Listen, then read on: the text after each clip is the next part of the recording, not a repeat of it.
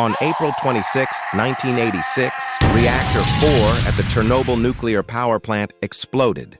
This is considered the worst nuclear disaster in history. The explosion sent a massive amount of radioactive fallout over Europe. Thousands of people died from radiation sickness, cancer, and other long-term effects. The nearby city of Pripyat was evacuated, and it's still abandoned to this day. Let me tell you a little more about what happened. The year is 1986. The place is Chernobyl, Ukraine. A nuclear power plant is having a test done on one of its reactors.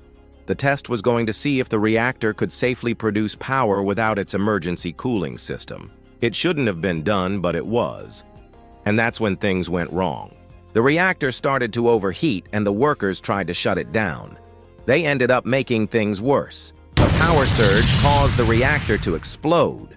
The explosion was so big that it blew the top off the reactor and sent radioactive material into the air. A fire broke out, and the workers struggled to put it out.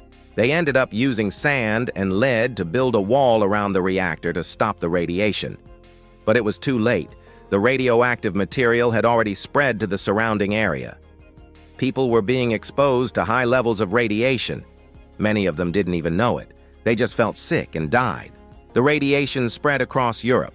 Countries closed their borders and set up radiation checkpoints.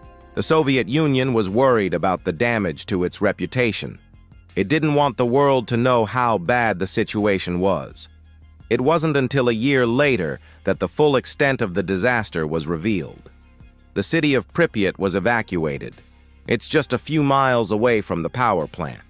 The whole city was gone within a few days. All the people, all the buildings, all the cars, everything was gone. It was like a ghost town.